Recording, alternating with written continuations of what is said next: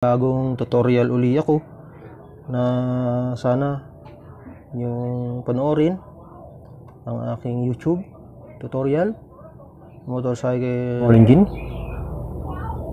4-pin. Ito po yung 4-pin rectifier regulator half wave. Ano po? AC alternating current, pink or white wire, easy po ang dumadaloy dyan, no? Ang tawag po dyan ay charging. Yellow wire, charging control. And 2 headlight switch. Ang yellow wire, charging control. Ano po? Bakit sinabing charging control? Dahil kapag putol ang yellow, nagiging fast charging ang yellow, ang pink wire or white wire. Ano po? Next, DC direct current. Red wire DC, positive po yan. 2 fuse battery. Ano po?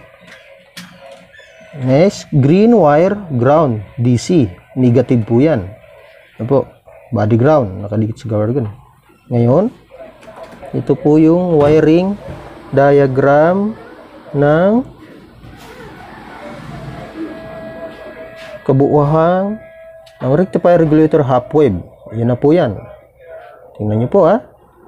Dito tayo mag-uumpisa sa easy pink or white. Ano po? Rectifier. Easy pink or white. Mula sa stator, ito kapag umiikot ang magneto, nagkakaroon po ng supply na current na AC papunta sa loob ng rectifier regulator. At next, ang AC yellow wire. Ang AC yellow wire ay galing pa rin po sa mula sa stator.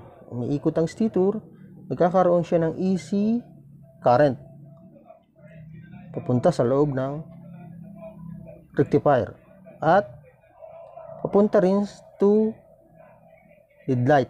Ano po? Ayan po sa headlight. Pero may tawag po talaga, ibang tawag, charging control, kasi po siya po nagko-control ng DC lumalabas sa red wire, DC positive na. Kapag putol po ito, nagiging fast charging ang pink or white wire na dumadaloy rito. Kaya nagiging overcharging ang battery. Ano po? Malakas ang dumadaloy.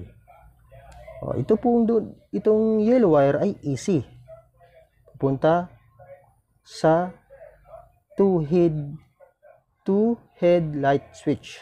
Headlight, ibig sabihin, ang dumadaloy sa headlight switch, pupunta sa headlight switch ay AC ha. AC po, hindi po DC. Ano po? Yun na po yung diagram ng half wave. Ito. 4-pin rectifier regulator half wave. Yun na po yan.